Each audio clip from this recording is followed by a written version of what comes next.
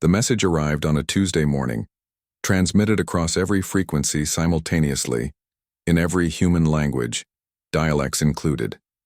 Admiral Sarah Chen stood in the war room of Terra Command, watching the holographic display flicker with the alien transmission for the 100th time. "People of Earth," the synthesized voice declared with mechanical precision, "we are the hegemony. Your planet possesses resources required for our expansion. You have 72 of your rotations to evacuate. Compliance ensures survival. Resistance ensures extinction." The alien fleet hung in space beyond Luna's orbit. 300 vessels, each the size of a city block, their obsidian hulls reflecting Earth's pale blue light. They had arrived without warning, their technology so advanced that Earth's most sophisticated sensors had detected them only when they chose to be seen. Dr. Marcus Webb, Terra Command's chief xenobiologist, adjusted his glasses nervously. "Admiral, our preliminary scans suggest their smallest ships could glass entire continents. Their technology is centuries beyond ours." Chen nodded grimly. The past 3 days had been a whirlwind of emergency sessions, desperate calculations, and grim realizations. Earth's combined military forces seemed laughably inadequate against such overwhelming power. Nuclear weapons would be ineffective against their energy shields. Conventional warfare would be suicide. "What do we know about them?" Chen asked. "They call themselves the hegemony," Webb replied, pulling up holographic data streams. "From what we've intercepted, they're a collective of species that conquers worlds for resources.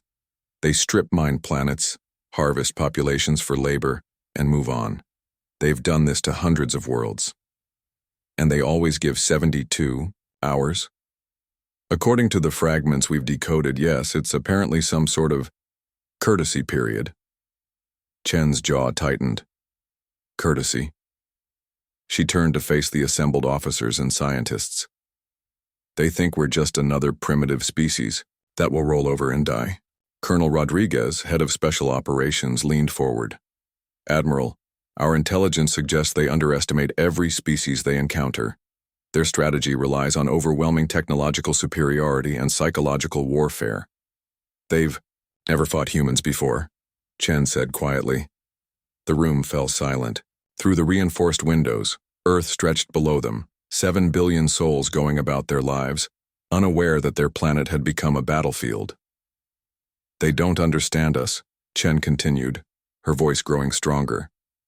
"They see our limited technology and assume we're helpless. They don't know about human ingenuity. They don't know about human stubbornness. They don't know what happens when you back a human into a corner." Dr. Sarah Kim from the physics department stepped forward. "Admiral, I've been analyzing their ship's energy signatures. Their shields operate on a rotating frequency modulation. If we could synchronize our attacks—" "How long would we need?" Chen asked. 12 hours to modify our weapon systems, another 6 to coordinate global strike patterns." "That leaves us 54 hours, Rodriguez calculated. Not much time to prepare a defense." "We're not preparing a defense," Chen said, surprising everyone. "We're preparing an offense." The next 18 hours blurred together in a frenzy of activity. Every military installation on Earth received identical orders. Modify all weapons to match the frequency algorithms Dr. Kim's team had developed. Every nuclear submarine surfaced to recalibrate their missiles. Every fighter jet was retrofitted with synchronized targeting systems. But Chen knew conventional weapons alone wouldn't be enough. Humanity needed something more, something the aliens wouldn't expect. "Dr. Patterson," she called to the material scientist, "how quickly can we manufacture carbon nanotube filaments on an industrial scale?"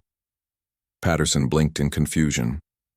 "Admiral, with every factory on Earth working together, maybe 36 hours. But what would we need them for?" Chen smiled, the first genuine smile she'd worn in days. "We're going to give them a gift they'll never forget." The human fleet launched exactly 71 hours and 30 minutes after the ultimatum. It wasn't much to look at. A few dozen corvettes, Earth's 3 aging battle cruisers, and a cloud of smaller vessels that seemed almost insignificant against the massive alien ships. The hegemony commander, Vortak, watched the pathetic human, Response with amusement. The primitive vessels approached without even attempting evasive maneuvers. Their weapons were crude projectile systems and basic energy weapons that wouldn't even scratch hegemony shields. "They're not even transmitting surrender terms," his tactical officer observed. "Their pride will cost them everything," Vortak replied. "Begin the demonstration. Destroy one of their largest vessels." The lead hegemony ship powered its main cannon, a weapon capable of cracking moons. Energy built along its hull as targeting systems locked onto Earth's flagship. That's when Admiral Chen's voice cut across all frequencies. Now. Every human vessel fired simultaneously, not at the alien ships, but at seemingly empty space between the fleets. Thousands of projectiles spread across a vast area, each one trailing invisible carbon nanotube filaments. Vortak barely had time to register confusion before his ship lurched violently. Warning sirens screamed across the bridge as his tactical display lit up like a nightmare. The invisible net of nanotubes had spread between the fleets faster than his sensors could track, and now his ships were flying directly into the strongest material humans had ever created. "Impossible," Vortak gasped as he watched his vanguard. Vessels slice themselves apart on monofilament wires thinner than atoms but stronger than titanium. Ships that had conquered star systems were being carved into pieces by what appeared to be empty space. But Chen wasn't finished. As the alien formation scattered in panic, trying to avoid the invisible web, human vessels dove in close, too close for the aliens' massive weapons to target effectively.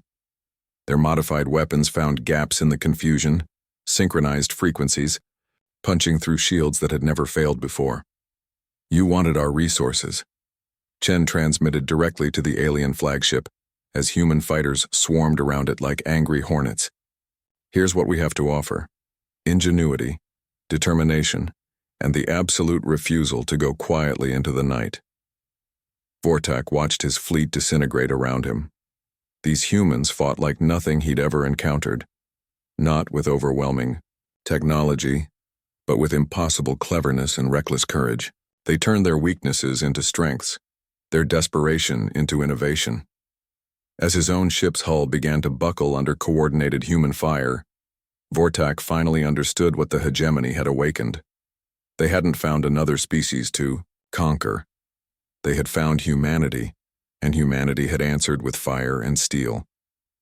The surviving alien ships retreated beyond the solar system that day, carrying with them a new entry for their databases: Earth, marked in red as a species to avoid at all costs. The humans, they noted, were dangerous not because of their technology but because of something far more terrifying. They simply refused to surrender. Admiral Chen stood in the war room, watching the enemy flee, and smiled. Humanity had learned something important that day. When someone demands everything you hold dear, sometimes the only proper response is to show them exactly what human determination looks like. The galaxy would remember.